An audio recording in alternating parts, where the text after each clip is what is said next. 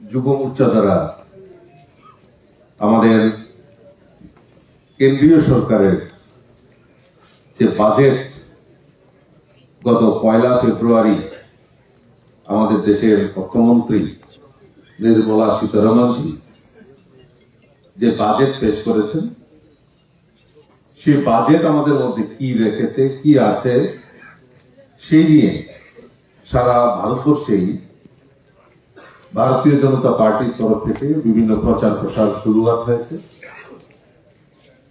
আমাদের রাজ্যেও আমরা মাননীয় প্রাক্তন এমপি শ্রী রেবতী ত্রিপুরা মহোদয়ের নেতৃত্বে আমরা ত্রিপুরা রাজ্যে একটা টিম তৈরি করেছি, যাদের মাধ্যমে আমাদের বিভিন্ন জায়গায় এই বাজেট সম্পর্কে আলোচনার জন্য আমরা একটা প্ল্যাটফর্ম তৈরি করেছি।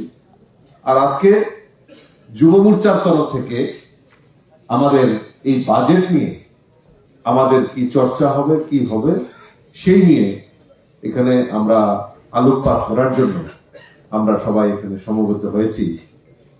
তো আমি আজকের এই যে বাজেট নিয়ে যে আলোচনা, তার মধ্যে আমাদের মধ্যে উপস্থিত হয়েছেন প্রধান বক্তা হিসাবে আমাদের রাজ্যের মাননীয় মুখ্যমন্ত্রী প্রফেসর ডক্টর মানিক সাহা মহোদয়, উপস্থিত আছেন আমাদের ভারতীয় জনতা পার্টির আমাদের প্রাক্তন যুব মোর্চার স্টেট সেক্রেটারি বলছিল, হ্যাঁ, জেনারেল সেক্রেটারি এবং এমপি, প্রাক্তন এমপি শ্রী রেবতী ত্রিপুরা মহোদয়, উপস্থিত আছেন আমাদের যার নেতৃত্বে আজকের এই সভা সংগঠিত হচ্ছে আমাদের যুব মোর্চার প্রদেশ সভাপতি এবং বর্তমান যিনি বিধায়ক বিশালগড়ের শ্রী সুশান্ত দেব মহোদয়, যুব মোর্চার যারা কার্যকর্তা এখানে উপস্থিত হয়েছেন, আমি প্রত্যেককে আন্তরিকভাবে অভিনন্দন এবং শুভেচ্ছা জানাচ্ছি। প্রথমে আমি একটা জিনিস আমি আপনাদের কাছে চাইব, এখন যুবকরা খুব ডিসিপ্লিন। তো আমি দেখছি অনেকেরই উঠার মানসিকতা, বাইরে যাচ্ছে আবার আসছে। আমি প্রথমে একবার ভাই বসো, হ্যাঁ, আমি একবার আপনাদের কাছে অনুরোধ করব যে রাজ্যের প্রধান আমাদের মাননীয় মুখ্যমন্ত্রী এখানে বসা রয়েছে, প্রাক্তন এমপি এখানে বসা, যুবকরা আরো বেশি ডিসিপ্লিন, আমাদের থেকে আরো বেশি ডিসিপ্লিন। তো আমি আশা করি যে অন্তত পক্ষে মাননীয় মুখ্যমন্ত্রীকে শোনা এবং এই বাজেট কি, এই বাজেট সম্পর্কে সবার মধ্যে একটা বিভ্রান্তি ছড়ানোর একটা প্রয়াস আমাদেরকে করানো হচ্ছে আমাদের এই যুব সমাজের মধ্যে, সেটাকে প্রতিহত করার জন্যই এটা আমাদের খুব ইম্পর্টেন্ট, খুব মনোযোগ দিয়ে আমাদেরকে শোনা এবং তার কাউন্টার করা এবং তা আমাদের সমস্ত জায়গায় সমাজের প্রত্যেকটা অংশের মানুষের কাছে পৌঁছে দেওয়ার জন্যই আজকে আমরা এই বাজেটের আমরা সেখানে আলোচনার জন্য আমি আপনাদেরকে আহ্বান করা হয়েছে। আজকে মাননীয় প্রাক্তন যিনি এমপি এখানে বলছিলেন 2047-এ ভারত বিকশিত সংকল্প যাত্রা এগিয়ে যাচ্ছেন, আর আমাদের দেশের যশস্বী প্রধানমন্ত্রী সেই সংকল্প আমাদের সামনে উপস্থাপন করছেন। আমি যুবক হিসেবে জানতে চাই 2047-এ যখন ভারতবর্ষ 100 বছর হবে স্বাধীনতা, সেই সময় আমার ভারতবর্ষে আমার কি অবস্থান হবে। প্রত্যেকটা যুবক জানতে চায় যে আমার এই ভারত কি হবে, আমি সেটা জানতে চাই। আমাদের ভারতে কি হবে এবং আমাদের নিশ্চয়তা, আমাদের ভবিষ্যৎ, আমাদের আগামী প্রজন্ম কিভাবে সে সার্ভাইভ করবে, তার পরিকল্পনা সেখানে আমার রাইট, আমার অধিকার রয়েছে। কারণ আমি যুবক, আমি জানতে চাই 2047-এ আমার স্বপ্ন কি হবে। আমরা যদি এই বাজেট নিয়ে আলোচনা করি তাহলে আমরা দেখতে পারবো যে বাজেটে আমাদের যে অর্থনৈতিক অবস্থান শুধু নয়, একটা বাজেটে কি থাকে, আমরা বাজেট আমরা যারা কমার্সের স্টুডেন্ট এখানে অনেকে আছে, আমরা বাজেট আমরা কি ভাববো যে না, বাজেট আমাদের কাছে আয় ব্যয় আমরা তুলে ধরি, হিসাব কিতাব তুলে ধরি না। আয় ব্যয় যেমন আমরা তুলে ধরবো, তার পাশাপাশি আমাদের যে গন্তব্য, আমরা কিভাবে আমাদের দেশকে চাইছি সেই পরিকল্পনা বাস্তবায়নের জন্য এই বাজেটে প্রভিশন রাখা হয়ে থাকে। আজকে 2047 বিকশিত ভারতের কথা আমাদের দেশের প্রধানমন্ত্রী আমাদেরকে স্বপ্ন দেখাচ্ছেন। সেখানে অর্থনৈতিক হিসাব কিতাব তো থাকবেই, তার পাশাপাশি আমাদের ইনফ্রাস্ট্রাকচার এবং আমরা কিভাবে এই দেশকে সমৃদ্ধশালী করব তার প্রয়াস আমাদের এই বাজেটে আমাদের সেখানে উল্লেখ করা হয়েছে। আপনারা দেখছেন বিগত কয়েকদিন যাবৎ আমাদের লোকসভাতে, পার্লামেন্টে, সেখানে যারা কংগ্রেস, যারা দেশকে বিপথে পরিচালিত করার জন্য, যে কংগ্রেসের প্রধান রাহুল গান্ধী থেকে শুরু করে যারা দেশকে বিপথে এতদিন ধরে পরিচালনা করেছেন, তাদের কাছে কোনো ইস্যু নেই। তারা এই ইস্যুকে জলাঞ্জলি দিয়ে শুধু মোদি বিরোধী স্লোগান দিয়ে দেশকে বিপথে পরিচালনা করার জন্য প্রয়াস করছে। তা আমরা ধিক্কার জানাই। তা এই মানুষের কাছে পৌঁছে দেওয়ার জন্যই আমরা আজকে সবাই এখানে সমবেত হয়েছি। আজকে আমাদের রিফর্ম করার কথা আমাদের দেশের প্রধানমন্ত্রী বলেছেন, রিফর্ম করা। আর সবচেয়ে বেশি যারা রিফর্মটা করবে তারা আমাদের এই যুব শক্তি, আমাদের যারা আগামী প্রজন্ম, যারা আমাদের ভবিষ্যৎ নির্মাতা, তারাই আগামী এই রিফর্মের দিকে এগিয়ে যাচ্ছে। আমি কেন ভবিষ্যতের কথা বলছি? আজকে আমাদের প্রাক্তন এমপি রেবতী ত্রিপুরা, উনিও যুব মোর্চা এক সময় জেনারেল সেক্রেটারি হিসাবে, স্টেট জেনারেল সেক্রেটারি হিসাবে কাজ করেছেন। আজকে উনি এমপি হয়েছেন, আজকে জনজাতির নেতৃত্ব উনি রয়েছেন। আমিও যখন 91-এ যখন পার্টিতে যোগদান করি, একটা সময় আমিও যুব মোর্চা হয়ে কাজ করেছি। আজকে আমি প্রদেশ সভাপতি হয়েছি, আজকে আমি এমপি হয়েছি। আজকে সুশান্ত বাবু যুব মোর্চা হয়েছেন, আজকে উনি বিধায়ক হয়েছেন। এইরকম আরো আমার এই হলে যারা অপেক্ষমান রয়েছে, প্রদেশ সভাপতি হিসাবে দায়িত্ব পালন করবেন এবং সাংসদ হবেন, পার্লামেন্টে গিয়ে আপনাদের এই বক্তব্য রাখবেন। কাজেই এই যুব শক্তি কোন সময় ফিল করা, কোন সময় আমরা হয় না। আজকে আমরা এই পার্লামেন্টে যদি দেখি, পার্লামেন্টে দেশকে বিপথে পরিচালিত করা, নেক্সাস তৈরি করা এবং বিদেশি শক্তির কাছে মাথা নত করা। আপনারা কল্পনা করতে পারেন যে দেশের প্রধানমন্ত্রী উনাকে আক্রমণ, পার্লামেন্টে আক্রমণ করার জন্য কয়েকজন মহিলা দিয়ে নেক্সাস তৈরি করে সেখানে প্রধানমন্ত্রীর উপর তেড়ে যাওয়া। এটা পার্লামেন্ট, যেখানে আমাদের সবচেয়ে শক্তির পীঠস্থান, সংবিধানের পীঠস্থান, এত বড় পীঠস্থানে তারা সেখানে প্রধানমন্ত্রীর উপর আক্রমণ করতে যাচ্ছে আর এই পার্লামেন্টকে কলুষিত করার প্রয়াস করছে। এটা আমাদের কাছে, আমাদের আগামী প্রজন্ম, আগামী যারা যুবক, তারা প্রজন্ম কোনো সময় তাদেরকে ক্ষমা করবে না। সেই জিনিস আমরা দেখে আসছি। বন্ধুগণ, আজকে আমরা সৌভাগ্যবান যে গত 1 তারিখে যখন আমাদের দেশের আমাদের বাজেট, পার্লামেন্টে বাজেট পেশ হয়েছে, তার ঠিক 2 দিন আগে আমাদের দেশের রাষ্ট্রপতি দ্রৌপদী মুর্মুজি আমাদের সরকারের অ্যাচিভমেন্ট নিয়ে আপনারা সবাই জানেন, পার্লামেন্ট যখন শুরু হয় তার আগের দিন আমাদের রাষ্ট্রপতি সেখানে ভাষণ রাখেন। আমরা সৌভাগ্যবান যে রাষ্ট্রপতির ভাষণে আমাদের এই ত্রিপুরা রাজ্যের নাম উল্লেখ করা হয়েছে। এটা ইতিহাসে, এটা আমার মনে হয় যে আমাদের এই ইতিহাসে আমাদের এই ত্রিপুরা রাজ্যকে গৌরবান্বিত, আমাদের দেশের রাষ্ট্রপতি পর্যন্ত আমাদের এই গৌরবান্বিত করেছেন। এটা ভারতবাসী হিসাবে এবং ত্রিপুরাবাসী হিসাবে আমি গর্ববোধ করি। আপনারা দেখবেন যে এই বিগত দিনে কংগ্রেসের সরকার, ইউপিএ সরকার খালি গরিবী হটাও স্লোগান দিয়েছে, কিন্তু গরিবদের জন্য কোন পরিকল্পনা সেই সময় কোন সরকার, অর্থাৎ এই কংগ্রেসের সরকার সেই সময় করেনি। আমরা দেখেছি ইউপিএ সরকার, মনমোহনের সরকার, যেখানে একজন বিত্তশালী নেতা এবং অর্থমন্ত্রী হিসেবে কাজ করেছেন। ইউপিএ সরকারের সময় দেশের প্রধানমন্ত্রী ছিলেন, উনার 2 হাত খালি পকেটে থাকতো, কোন সময় এই হাত পর্যন্ত বার করেনি। আর আমার দেশের প্রধানমন্ত্রী নরেন্দ্র মোদীজি 2 হাত উজাগর করে দিয়ে আমাদের এই সমাজের জন্য, আমাদের আগামী প্রজন্মের জন্য, আমাদের এই যুবকদের জন্য যে কাজ করেছে, এটা আমাদের কাছে গর্বের বিষয়। বন্ধুদের, আজকে আমি এই বাজেটের একটা নজর, 2-1টা কথা আমাদের পূর্ববর্তী আমাদের বক্তা এখানে তুলে ধরেছেন, আমি ছোট্ট করে আমি তুলে ধরছি। মাননীয় মুখ্যমন্ত্রী এখানে বক্তব্য রাখবেন। আজকে আমরা যুবক হিসাবে, যেটা আমি বারবার বলছি যে আমাদের যে 2047-এ আমাদের এই ভারতবর্ষ কি হবে, সেই চিন্তা ভাবনা করে এই বাজেটে সেখানে প্রভিশন রাখা হয়েছে।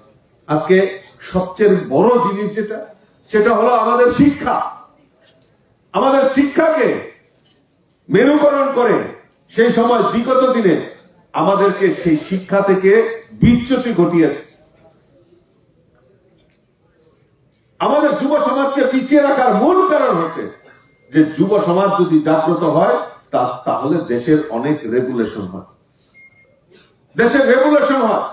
আর এই যুব সমাজকে পিছিয়ে রাখা যে এডুকেশন পলিসি, শিক্ষা পলিসি, সেটাকে সেখানে মানে সেই সময় যে মেরুকরণ করে এবং সেখান থেকে শুধু ওই ক্যাপিটালিজম, সোশ্যালিজম সেইগুলিকে হাতিয়ার করে সেই সময় আমাদের সামনে রাখা হয়েছে। আর মোদিজি আমাদেরকে সেই ক্যাপিটালিজম, সোশ্যালিজমের ঊর্ধ্বে উঠে আমাদেরকে জাতীয়তাবোধ অর্থাৎ ন্যাশনালিজম আমাদের সামনে রাখা হয়েছে। অর্থাৎ এই ভারত যে ভূমি, এই ভারতকে ভালোবাসা, ভারত আমার মাতৃভূমিকে ভালোবাসা, সেই জায়গায় আমাদের নিয়ে যাচ্ছে। এবং সেই ক্ষেত্রে শিক্ষা আমাদের সবচেয়ে বড় জিনিস। আজকে ধন্যবাদ জানাই মোদিজিকে যে শিক্ষা ক্ষেত্রে প্রায় 1.39 কোটি টাকারও বেশি বরাদ্দ সেখানে রাখা হয়েছে। তার মাধ্যমে বিভিন্ন জায়গায় স্কুল, কলেজ, বিশ্ববিদ্যালয় এবং গবেষণা, সেই জন্য আমাদের রিসার্চ সেন্টার, সেইগুলি নির্মাণ করার জন্য সেখানে বাজেটে প্রভিশন রাখা হয়েছে। আপনারা বলতে পারেন যে সেগুলি তো আগেও ছিল, কিন্তু এইগুলিকে নতুন ভাবে ইনফ্রাস্ট্রাকচার তৈরি করা। আর রেবতীবাবু একটা বলছিলেন যে স্কিল কথাটা, আজকে আমার অধিকার রয়েছে যে আজকে গদবান্ধা আমরা কি করতাম, গ্রাজুয়েশন কমপ্লিট করতাম।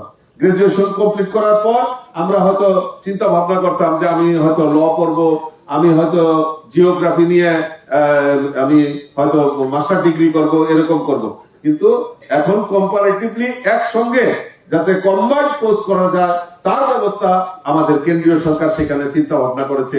শুধু তাই নয়, স্কিল ডেভেলপমেন্ট। এবং আমি পড়াশোনার ক্ষেত্রে যখন আমাদের প্রাথমিক শিক্ষা শুরু হয়, তখন থেকেই আমাদের এই স্কিল ডেভেলপমেন্টের উপর পড়াশোনার সুযোগ আমাদের সেখানে করে দিয়েছে। এই বাজেটে আমরা যদি দেখি নতুন বিশ্ববিদ্যালয়, টাউনশিপ এবং মানে ইন্ডাস্ট্রিয়াল করিডোর এবং বিশ্ববিদ্যালয়, উন্নত মানের বিশ্ববিদ্যালয় গড়ে তোলার জন্য এবং সেখানে পড়াশোনার পাশাপাশি শিল্প ও কর্মসংস্থানের সুযোগ আমাদের এই বাজেট প্রভিশনে রাখা হয়েছে। তার জন্য দেশের প্রধানমন্ত্রী নরেন্দ্র মোদীজিকে ধন্যবাদ জানাচ্ছি। রাজ্যের বিশ্ববিদ্যালয়গুলিকে বিশেষ সহায়তা, যাতে আঞ্চলিক যুব সমাজ এবং মান সম্মানের সহিত উচ্চ শিক্ষায় যাতে সুযোগ নিতে পারে, তার ব্যবস্থা সেখানে করা হয়েছে। মেয়েদের জন্য আমাদের দেশের যশস্বী প্রধানমন্ত্রী নরেন্দ্র মোদীজি এই উচ্চ শিক্ষার ক্ষেত্রে মেয়েদের জন্য হোস্টেলের সুবিধা বৃদ্ধি করা এবং শুধু হোস্টেলে থাকা সেটা নয়, মেয়েদের সেখানে প্রযুক্তিগত শিক্ষা যাতে নিতে পারে, তার ব্যবস্থা সেই হোস্টেলগুলিতেও সেখানে ব্যবস্থা করা হয়েছে। বাজেটে তার প্রভিশন রাখা হয়েছে। দক্ষতা উন্নয়ন এবং কর্মসংস্থান, আমরা জানি যেটা স্কিল ডেভেলপমেন্টের উপর বিশেষ গুরুত্ব সেখানে স্কিল ডেভেলপমেন্টের মধ্যে সেখানে বিশেষ বিনিয়োগের কথা বলা হয়েছে। সেখানে আইটিআই, পলিটেকনিক, স্কিল ডেভেলপমেন্ট গুলিকে আপগ্রেডেশন, অর্থাৎ মানে প্রযুক্তি থাকবে সেখানে যাতে অত্যাধুনিক শিক্ষার ব্যবস্থা করা যায়, তার ব্যবস্থা আমাদের এই বাজেটে রাখা হয়েছে।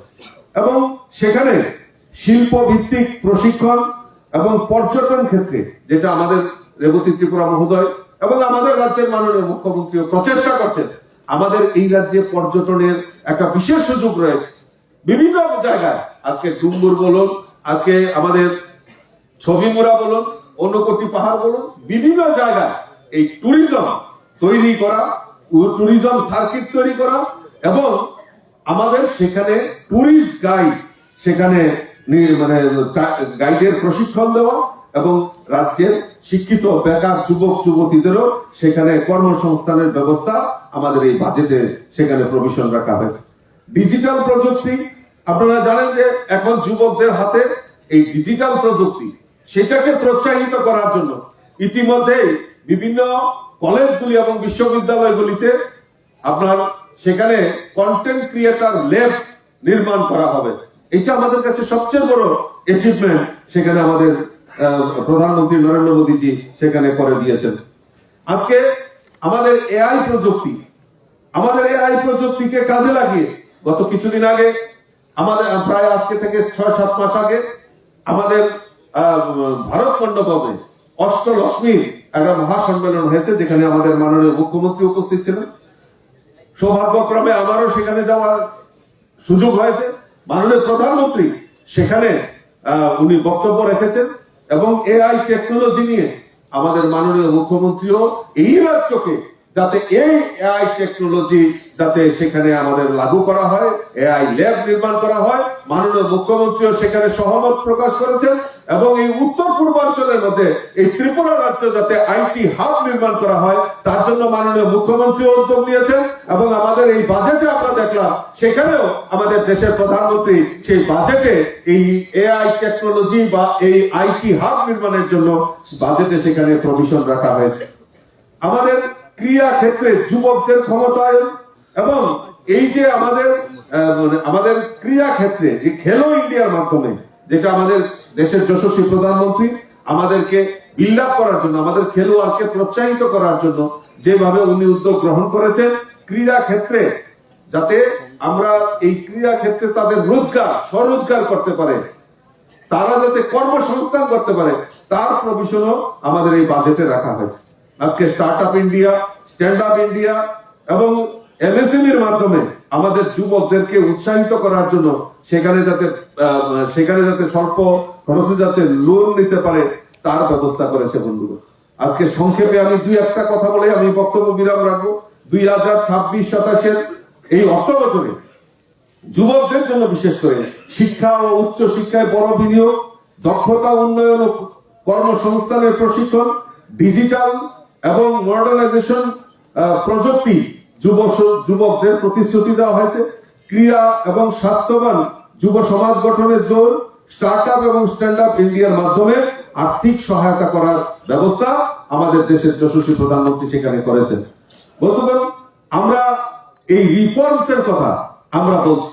আগে ব্যাংক সেক্টর গুলিকে সেখানে বড় বড় যখন লোন হতো তখন নেতা মন্ত্রী তাদের ফোন দিয়ে সেখানে তাদেরকে উৎসাহিত করা হতো।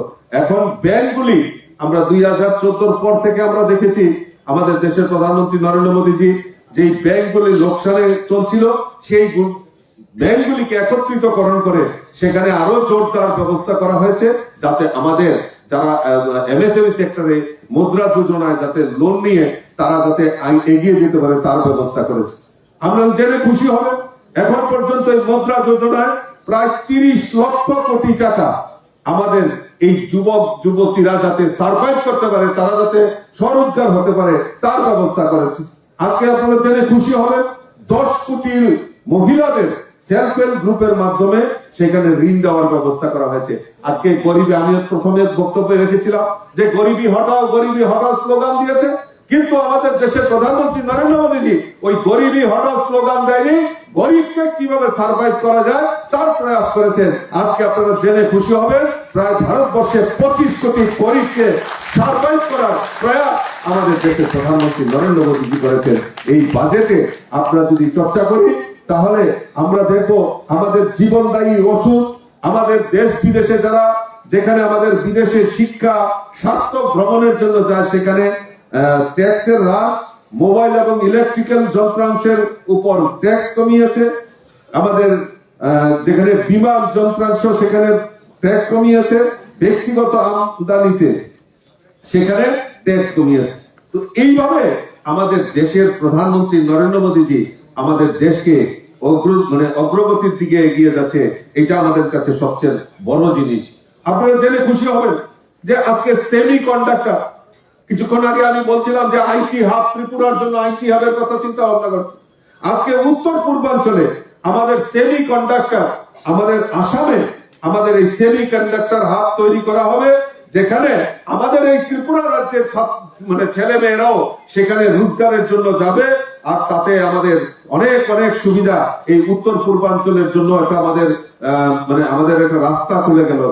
আজকে প্রতিরক্ষা ক্ষেত্রে আমার প্রাক্তন এমপি বলছিলেন, কৃষি ক্ষেত্র সবচেয়ে বড় জিনিস যেটা, যে আমাদের যে আমরা যে অর্থনৈতিক ভাবে আমরা চতুর্থ স্থান বলছি, আগামী দিনে তৃতীয় স্থানে আমরা আসবো। তার মূল ফান্ডামেন্টাল যে রাইট মানে যে আয়, সেটা আমাদের কৃষক, আমাদের অন্নদাতা আমাদেরকে সেই আমাদের আয় করে দিচ্ছে। আর সেটা আমরা সৌভাগ্যবান যে আজকে এই আমাদের দেশের প্রধানমন্ত্রী নরেন্দ্র মোদীজি আমাদের এই কৃষি খাতে আরো উৎপাদন বৃদ্ধি করার লক্ষ্যে কৃষকদের সহায়তার জন্য সেখানে বাজেটে প্রভিশন রেখেছে। তার জন্য আমি অসংখ্য ধন্যবাদ জানাচ্ছি।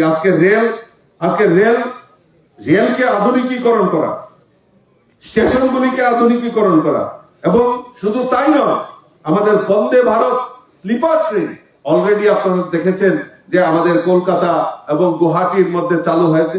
আজকেই মানে 2 দিন আগে আমি ওনার সঙ্গে কথা বলছিলাম, আর বলছিলাম যে যেহেতু বন্দে ভারত কলকাতা থেকে গুয়াহাটি পর্যন্ত চালু হয়েছে, আর আমাদের ত্রিপুরা রাজ্যের যদি গুয়াহাটি আর আগরতলার মধ্যে যদি জনশতাব্দী এক্সপ্রেস চালু হয়ে যায়, তাহলে আমার মনে হয় যে আমরা কলকাতা এবং এই যে আগরতলা ত্রিপুরার যে দূরত্ব, সেটা অনেক অংশে কম হয়ে যাবে। আর উনি বলছিলেন যে সেটা আমি নিশ্চয়ই চেষ্টা করব, এবং সেটা বাজেটেও যদি প্রভিশন রাখা যায় তাহলে সেটা আমাদের বৃদ্ধি হবে। আমি আমার আলোচনার বেশি দীর্ঘায়িত করছি না, মাননীয় মুখ্যমন্ত্রী এখানে রয়েছেন, উনার মূল্যবান বক্তব্য আমরা সবাই শুনবো। আমি শুধু একটা কথাই আপনাদের কাছে বলবো, যে এই বাজেট নিয়ে আমি দেখছি ইদানিং কালে মানে সিপিএম এবং কংগ্রেসরা এই আগরতলা শহরে মিছিল করছে। আমি তাদের উদ্দেশ্যে আমি জিজ্ঞেস করতে চাই যে এই ভারতবর্ষে স্বাধীনতার পর থেকে যে আপনারা এইভাবে, কারণ এই কংগ্রেসের সরকার ছিল কেন্দ্রে, ইউপিএ সরকার, আর ইউপিএ সরকারের কে এই কমিউনিস্টরা বন্ধু ছিলেন। আমাদের সমীক্ষা, আমাদের ইকোনমি রিফর্ম এবং ইকোনমি সার্ভে আমরা করার সাহস পেয়েছি। ভারতবর্ষের ইতিহাসে আমাদের নির্মলা সীতারামনজি, আমাদের দেশের প্রধানমন্ত্রী নরেন্দ্র মোদীজির নেতৃত্বে সরকার, যে আমরা অর্থনৈতিক রিপোর্ট আমরা সেখানে পার্লামেন্টে সাপোর্ট করে, মানে আমরা আমাদের সরকার সেখানে পেশ করেছে। সেখানে এই মুদ্রাস্ফীতি থেকে শুরু করে অর্থনৈতিক যে করিডোর সেখানে আমাদের নির্মাণ হয়েছে, আর সেটা আমাদের দেশের প্রধানমন্ত্রী সেখানে উপস্থাপন করেছে। আর 2025-26 যে অর্থনৈতিক বাজেট পেশ করা হয়েছিল, তার সমীক্ষা রিপোর্ট পর্যন্ত আমরা পেশ করতে পেরেছি, সেটা আমাদের গর্বের বিষয়। আর তারা এখন রাস্তায় দাঁড়িয়ে হইচই করে। আমি জিজ্ঞেস করতে চাই এই কমিউনিস্টদেরকে, যে আজকে ত্রিপুরা রাজ্যে শিল্প, সমস্ত রোজগার, সমস্ত যুবকদের রোজগার বন্ধ করে দিয়েছিলেন। আজকে পশ্চিম বাংলায় 33 বছর আপনারা সেখানে রাজত্ব করেছেন, পশ্চিম বাংলায়ও আজকে আপনারা সমস্ত কিছু বন্ধ করে দিয়েছেন। ওই যে সিটু ভাইরাস, খালি ইনকলাব জিন্দাবাদ, আমরা খাবো তোমরা বাদ, আর দিতে হবে নাইলে ভেঙে দাও, গুড়িয়ে দাও, সেই স্লোগানে আজকে ত্রিপুরা রাজ্য, পশ্চিম বাংলা যেখানে যেখানে সিপিএম এর শাসন ছিল, সেখানে কর্মসংস্থান থেকে শুরু করে সমস্ত কিছু বন্ধ করে দিয়েছিলেন। আর মোদীজি রিফর্মের কথা বলছে, মোদীজি আগামী যুবকদের কথা, রোজগারের কথা বলছে। আর সেই যুবকরা শুধু ভারতীয় জনতা পার্টি এবং নরেন্দ্র মোদীজির বিচারধারাকে এগিয়ে নেওয়া যাওয়ার জন্য আজকের এই বাজেটের নিয়ে এখানে আলোচনার জন্য আপনাদেরকে ডাকা হয়েছে। এখানে আপনারা এসেছেন, তার জন্য অসংখ্য ধন্যবাদ। সকলকে আন্তরিক অভিনন্দন জানিয়ে আমার কথা বলা শেষ করছি। নমস্কার, বন্দে মাতরম, ভারত মাতা কি জয়। আমি একবার আপনাদের কাছে আহ্বান রাখবো যে একবার অন্ততপক্ষে মুষ্টি বন্ধ করে একবার আমার সঙ্গে বলুন আপনারা, ভারত মাতা